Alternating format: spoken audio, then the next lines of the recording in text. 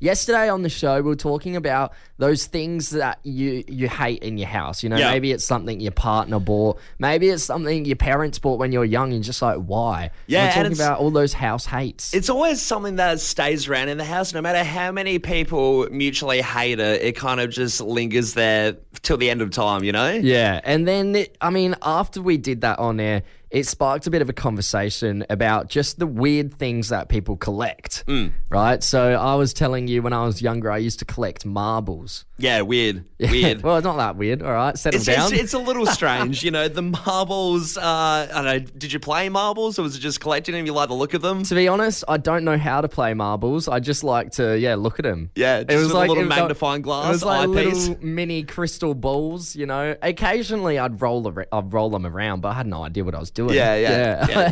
You're trying to hang with the local street kids, play some marbles. You have no idea how to play it. Yeah, absolutely no it's clue. It's not the 40s anymore. Another thing I used to collect, which I think a lot of people did, was footy cards. Yeah, footy cards were huge. Remember getting the footy cards in like the chip packets, like Twisties and all that? Absolutely massive. I remember I just cheated the system because I don't think, you have to pay so much. Stealing bags of chips. Yeah, well, you have to pay so much to get the chips constantly. I remember my mum just bought them on eBay eventually. So the cards. Yeah, just saved me having to go through chips upon chips. So just had a whole booklet of these like footy cards. Yeah, I was also big into Yu-Gi-Oh cards and Pokemon cards. Massive. My mum and dad collect something weird. They both collect China porcelain dolls, but mum collects cats while dad collects dogs. Yeah. And there's a whole china cabinet in our living room. One side's full of dogs, one side's full of cats. And I've asked them the question many times, why do you do this? I still don't have a straight answer. And when you're not home, they fight to the death with them. They sit on the carpet and they butt the cats' heads with the dogs' heads. They have a little wrestling match. Yeah, my mum collects Royals stuff. She's one of those that is absolutely obsessed with the Royals. So we have, Kate and Will, cups, mugs, plates, things like that. Speaking of Royals and collecting, you mentioned that she had a Shane Warne collection. Yeah, I guess Australian royalty, cricket royalty. She has where the Royals is, there's also a little pocket of a picture of her with Shane Warne, a Shane Warne bobblehead, Shane Warne mug. So how have I never seen this shrine to Shane Warne? There is a little shrine of Shane Warne, yeah. We do want to open up the phone lines here, Adelaide. What do you collect? We want to hear them all, but we did have Sprinkles from Brahma Lodge text us in about 40 minutes ago, Callum. Yep. And they said, good morning, I've been collecting tanks, helicopters and cats. It's a weird one because there's a bit to unpack. I guess tanks and helicopters seem to fit with an army theme or something if you're doing figurines, but then cats is just really. I really hope we're talking, porcelain cats like my mother and not real life cats because I don't know how you collect them. I collect strays. They're well fed, don't worry. We're going to cross over to Joe in Crafers West. Joe, we touched on what you texted in just before. You collect surgical implants? Well, it's my partner. So he is a medical and surgical device agent. Yeah, okay. And when he has a patient that might need a revision or he's got demo models where he'll take them out to surgeons and talk about the product, they become old or they come out of the body and a new one goes in. And so we just have this collection up in the shed, and some of them are actually embedded into artificial bones. So people walk in and there's a bit of a spine and a bit of a hip and a bit of a knee and maybe some feet. Yeah, wow. So how much of these implants do you have? Is it pretty startling if you were to go look at the collection? Is there a lot? Well, what's on display is small at the moment, but we cleared out a shipping container and he's like, oh, here's a box of all the stuff from 10 years ago. I'm like, wow, that is a lot of knees. So there's a lot of stuff lying around that probably will end up on the wall at some point. So yeah, lots of them. Have you ever had to go out to the shed at night and had the fright of your life thinking you're living with Buffalo Bill or... It's pretty funny when people that wander through the shed are like, okay, you kind of... That's a bit odd, but most of our friends obviously know what he does for a living. Yeah. But yeah, it does look pretty interesting, so especially when we have a backpacker stay on our farm. They're kind of like, what have I just walked into here? Wow. It sounds like you're playing one big real life game of the board game Operation. Just got all these bones put aside. And I just made it. Sorry, we lost Joe there. Jeez. Sounds like, she's making Frankenstein's monster in the backyard. It would be creepy as. We've got Luke in Tea Tree Gully. Can you tell us, Luke, what is the weird collection you have? So years ago, my brother and I used to collect Tarzos. Oh, yeah. Yeah, okay. So- How big? Yeah, they were. So we ended up with I think it was about 2 folders or a folder each full, and then those green tubes that they came out with. I think they were like a $5 extra or something like that. But they also had it was basically a game that you play with the Tarzos. So you flip them all over, and then they had the really thick ones, which were called the slammers. They were like a holographic sort of disc. Yeah. And then when you slam your disc down on the pile of Tarzos, you spread them out, and whatever flips over, you get to keep. Sure. It was sort of a bit of a thing back in the sort of mid to late 90s, I'm going to say. You used to just get them in packs of chips and stuff like that, as you said, with the some of the footy cards and that sort of thing. But I've still got two of the green cylinders full at home. Luke, where you're are the passionate about the Tarzos. Where are the Tarzos now? Have you still got them? Yeah, I've still got them. Yeah, they're still in the green tubes. They're in a box in a spare room. Oh, awesome. How Yeah. good. Happy days. Hey, let's go to Sarah in Gamaraka. Sarah, what do you collect? Giant pencils. Giant pencils. Where do you even get your hands on giant pencils? Actually, all around the world, people would bring them back from holidays for me. So I have some from Europe, like Monaco and Scotland, and even have some from the US as well. Is this just in preparation for one big gag if someone says, hey, can I borrow a pen? And then you can turn around and say, well, I've got a giant pencil. Is it all leading up to that? Well, yeah, surely, yeah. I have about 60 of them, so... Sarah, have you ever been desperately looking for a pen or pencil and you're like, oh, no, I'm going to have to shave the giant pencil. I'm going to have to use that? No, I won't touch them. You haven't used it. What if it was for something very sentimental? You know, you have to sign a wedding document or even your taxes or something, like something big, signing up a house loan or something. Look, maybe I might bring one out for that, but I try not to use them. Unveil the pencil. Yes. Yeah. There will be a full ceremony just for the pencil. Let's wrap things up here with Louise in Flinders Park. Louise, what do you collect? Morning, guys. How's it going? Yeah, Good, good. good. And how are you? Not too bad. I collect my puppy's teeth. Teeth. What? So- Puppy's teeth. Yeah, so she, when she was little, obviously dogs start teething. Yeah. And I noticed that, one of her tooth was coming out and it fell out. And then I just started getting all these teeth from her. And then I just collected them. So I've probably got about 8 of her puppy teeth left. And Right. I've lost a couple on the interim. What It's weird, but I love it. Louise, what are you planning on doing with the teeth? Are you going to put them under the dog beg and see if the tooth fairy comes, or are you going to make a necklace? A dog tooth fairy, just a chihuahua with wings comes in. No, I've got them in a little tin, and with all my other special stuff that I have at home. So I just have her teeth. My husband thinks I'm weird, but Yeah. it makes me happy. So whatever. Hey, Louise. if it makes you happy. Louise, does anyone come in and ask what they are? Have you had to lie and do you ever cover it up and say, oh, it's not dog teeth? It's an alligator's tooth, I swear. No, but when I do tell people about it, I definitely see a few eyebrows raised. Sort of like, whatever. It's like, no, I don't care. Hey, don't knock it till you try it. Tom, the New York businesswoman and fashion designer Vera Wang, she has come out to say her diet and what she does to look so good because, I mean, we stumbled across a recent picture of her and she's obviously quite famous, but I haven't seen her in a while. She's about in her 70s now. 74. 74. What do you think she looks like? She looks like... She honestly looks like she could be late 30s. 100%. Yeah. Yeah, I was going to say 40. Yeah. So she's cutting off about 30 years, and it's one of those bizarre ones where they've interviewed her to ask about her diet, what she does to look so good, and of course, once again, it's all the good stuff, the stuff that would usually impact a normal person and make them look terrible. Yeah. So she talks about how last year she was going to Macca's every day for up to 2 weeks at a time. Yeah. That's one thing. And what about the she accounts her looks as well for work, sleep, of course, but then she says a vodka cocktail. Yep. And, and then she talks about how she used to smash the Diet Coke, ditched it only 6 years ago, but she used to drink that religiously. Yeah, and then we started thinking about, you see these articles pop up all the time of like the oldest person in whatever country or in the world, and they always seem to, not have the healthiest sounding lifestyles. So we did some more research, did some digging on some of these older people to see what their secrets were and why they seem to have the fountain of youth in their homes. Yeah. Let us take you through a run through just to see, what you need to do to live the longest and look good.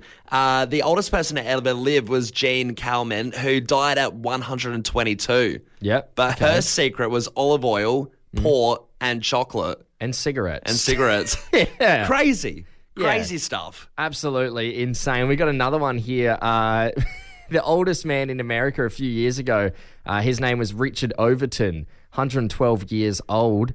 And he said he would smoke 12 cigars a day, and then as well have cinnamon roll or waffles for breakfast. And dessert has ice cream every night, as well as 3 spoonfuls of sugar in his coffee and Dr. Pepper. Didn't drink any water. So when you hear about the waffles and things like that, it makes you think, geez, is it literally a case of whatever makes you happy makes you live longer? Do we just start going to the pancake kitchen and smashing waffles every day? I don't think good so. To go? I don't know. Surely it is a point of just genetics at the end of the day. There's only so far diet can go, and it's just, they happen to live longer. Yeah. The oldest person currently now, the person who's taken the record is a bloke named John. He's 111 years old, and he has become the world's oldest living man in credits. Fish and chips every week. Fish and chips. Battered fish and chips, which on the surface Beer is battered, I hope. which usually is pretty sickly, a little bit fatty if you eat too much of it, but the man's crushing it. He's 111. What is with all these, oldest people living up past 100 years and they just seem to do whatever they want and it's just chill? Yeah, that's it. Chuck out the fruit. Let's get on this. Let's get on the fish and chips. It's not fair. Let's give it a crack. The more successful people get, the more people will question their actions, right? For example, Elon Musk and Mark Zuckerberg wanting a cage fight. Yeah. Jeff Bezos spending way too much money on a Lord of the Rings show just because he likes it and wanted it. Yeah, it really does show, how much money does, change your actions, I guess, and you do become a bit, in your head. Yeah, absolutely. And there's one man this morning I want to question, and that is Bill Gates. Sure. Creator of Microsoft, CEO there. And it's one of his philosophies, which I think is a bit out there, while at the same time it kind of makes complete sense, and I totally get it. And so the quote is, I will always choose a lazy person to do a difficult job because a lazy person will find an easy way to do it. Yeah, it's a funny quote. It's been around for a long time, the Bill Gates quote. And I guess the controversy with it is that you imagine, when he's hiring this lazy person, you expect Homer Simpson, some slob. Because you expect this quote to work out and the person's, found a good, easy way to be productive. But what I picture in my head is this bloke sitting there eating Cheetos, playing a Tamagotchi, not doing any work. Yeah. Yeah, the easy way to do it is don't do it. And then you think, why did I hire this guy? I don't think his philosophy would have gone so far that many. I think it would have backfired a few times is what I'm saying, and he would have hired an actual lazy person. Yeah, most likely. But I mean, it does make a lot of sense to me, right? In your head, because you do see people finding those shortcuts in life which just seem to make life a lot easier. Why doesn't everyone do that? And it got us thinking, if there are many real life examples out there of this happening, is there people cutting corners, making life a lot easier for themselves? And I've thought of a few examples for you. Yeah. So one is, especially with the weather at the moment, we're getting the rain coming in. I've started seeing people in the past couple of years put their umbrella in their backpack. Right. Okay. And then, so they don't have to hold their umbrella while it's raining. Their umbrella's just in their backpack, prodded up. Yeah, and working over the top of smarter, them. not harder. Yeah, absolutely. What a great idea. I mean, yeah, it'd be cool if you saw a bunch of tradies doing that as well, and people working outside. It would be an interesting look to see a bunch of brekkies with umbrellas sticking out the back of them. But it would make the life a bit easier.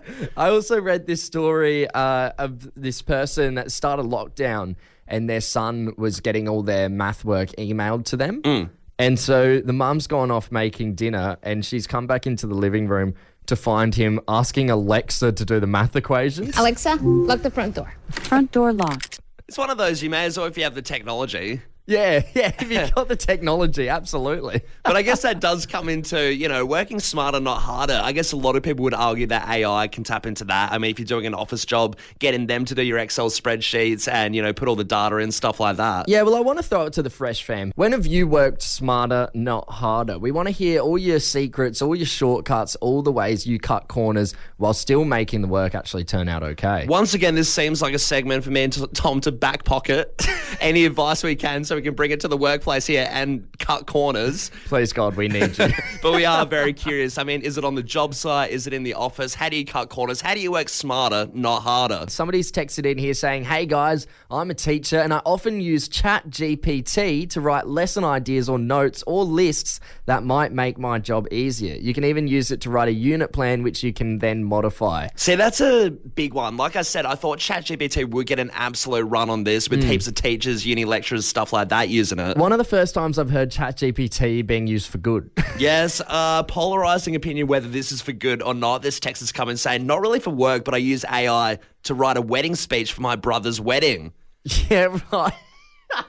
So, arguably... How little time did you have to prepare for that? Like, surely... I feel like weddings are, sometimes years in advance. You really do have a lot of time up your sleeve. Yeah. Hey, Party Marty's gotten involved and he said, I send the missus to the bar when in a pub, ultimate smarter, not harder. Yeah, right. I'm sure she's not listening right now. Who said chivalry's dead, Party Marty? We've got this one here. Morning, guys. Sometimes I wear my work clothes to bed so that I'm all dressed when I wake up. And I can have a bit of a lie-in. Yeah, look, I've heard of people doing this before, but you don't people sweat overnight? Like, I don't want to wake up in the clothes and then go to work. I'll feel gross. I feel like you'll look crinkled. Yeah, you can sweat. There's You'll smell like sleep. There's a lot of risk factors for that one. Yeah. Got another text in here. I'm the boss, so I send the young ones out to the job site when it's pissing down with rain while I get a palmy. Smarter, not harder. Prioritize your time. You know what? If you're an old boss, you're running a business. I was going to say, that's a bloke that's given up. Yeah. I feel like you got to earn your stripes a bit, He's ready to retire. This one here. If my shirts are a little crease, I'll pop it in the shower screen, pop it on the shower screen on the inside of the shower to get the creases out while the steam comes from the hot shower. It doesn't work all the time if it's creased to buggery, but definitely helps a little bit. See, that sounds like you're just going to go to work with a damp shirt to me. Well, once again, a lot of risk factors on that one. A lot of risk factor. Another text here. This one is actually, I think, takes a cake for the smartest one come through.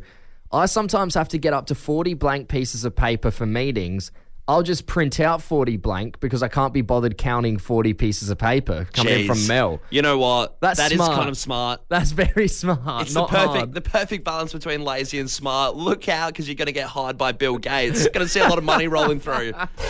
Tom, for the first time, we gave commentating, hosting a crack on the weekend. It was for the Riverbend Nationals 2024, which is the drag racing at the Bend in Tailem Bend. Yes, we were up there all weekend. Saw plenty of Fresh fam up there, so shout out to everyone who got up there. Yeah, great to see everyone. So it was the drag racing. We were on the big screens. We had the microphones, and pretty much it was our job to, interview the drivers here and there, introduce different races coming up and stuff like that. Rev up the crowd, all sorts of things. Kind of like hype guys. Yeah, for a lot of the day, we spent it down on the actual track, which was pretty unreal. Oh, ears are pretty regretful at the moment. My ears are a bit shot, but it was very cool to be down there by the cars at the start of the track. But one of the things, I guess, because it was so hectic throughout the whole weekend, it was so bang, bang, bang, everything just happening. It was only until after the whole thing that me and you sat down and we thought, geez, this was probably one of the funniest things that happened over the whole weekend. Yeah, well, across the whole weekend, I didn't realise how much I'd have to babysit you in terms of you have terrible sense of direction. You have no idea where you're going. You just walk. I wouldn't say it's that like bad. It's like you zone out and you have no idea where you are and you just keep walking and you've just gone like 50 meters in the wrong direction. You don't, barely. It happened a few times. You're also like a bit of a dog where you have to lead the pack. You have to be in front of everyone. You can't walk with people. You have to be in front leading. Unfortunately, the dog had a bad sense of direction and I was leading the pack to I was leading the pack to a few different places that I shouldn't have. But the funniest thing, I think, looking back at it, Tom, was There was a minivan. There was a minivan parked by the start of the races, so where the cars shoot off. Now, we were told by the person managing us that there would be a potential that maybe we would have to hop in a car and go down to the end of the track at some point. I don't remember ever getting told that. There was. To do an interview with any of the drivers at the very end of the track. Yeah, okay. Right? Whatever you say, buddy. And the funniest thing was we're at the start of the track, and one of the commentators, because you didn't see why I did this, I saw the shock on your face, and you're like, why the hell did he just do that? The reasoning being, one of the other commentators came up behind me, slaps me on the back. He's a real intense dude, and he starts screaming. He's like, go, go, go. And he points towards the van. But what he's actually pointing towards is just the cars at the start of the track, just to say for us to get up close. He's just saying, like, get up close to it because it's really cool. You want to see the cars. I've run up and launched into this minivan thinking it was meant to take us to the end of the track for an interview. You've done a full dolphin dive into the back seat. It was crazy. It was like a getaway car. Like, I've dived into this moving minivan as it's driving. I feel like the audience around the dragway, if they were watching, would have thought it was like Movie World, like those live action stunt shows. They would have thought, what the hell is he doing? Car started taking off. Yeah. And then you have looked back. I've turned around and looked at you. We're all looking at you like, what are you doing? I realised I'm in this moving car. I'm in hot pursuit. There's all these drags going on, but I'm in the car that's flying. So now we've heard Callum's side of the story. I'll tell you what actually happened, Fresh Fam. We were told, hey, get up into the middle slip lane. You're going to sit there as these top fuels that go up to 500 Ks an hour are going. And because everything's so loud, you can't hear anything. This guy slapped us both on the back, said, go, go, go, get out of the way, get out of the way. We're all walking around the car, and Callum has dived into the car. Once again, terrible sense of directions. It definitely put on a show for everyone, though. Hey, Callum, crossing the road can be a real ordeal, right? You know, if there's no one to hold hands with you, what are you meant to do? Yeah. The chicken found it very hard. Yeah. To the point where there's so many jokes. All these years later, why did the chicken cross the road? We still don't know why. But, over in Granville Island in Vancouver, they've done a bit of an unconventional move, which might have the answer on the safest way to cross the road. Yeah. They've set up a little box at a pedestrian crossing, and it's full of bricks. Okay. Yeah, tell me more. Yeah, okay. It's odd. I'll give you that. So they have this box full of bricks, and there's a sign above the box saying, be seen, grab a brick, with a 4-step plan.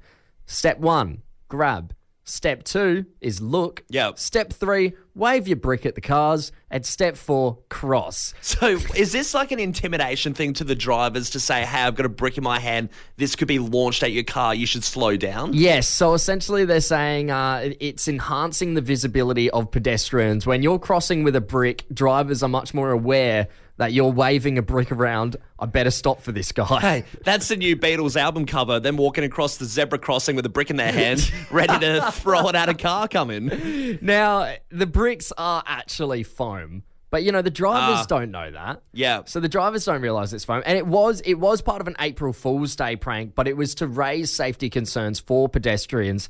But, geez, I reckon this would work because in the video, a Mercedes-Benz driver is obedient and stops. So it must work. Anything's possible if a Mercedes driver stopping. Instill fear into the drivers. It does seem like a good plan. I mean, imagine all the workers going into work that day in their cars, all the stories they would tell by the water cooler. Yeah. Hundreds of people being like, geez, I almost had a brick thrown at me today. Someone else would be like, yeah, me too. You saw the brick guy? Yeah.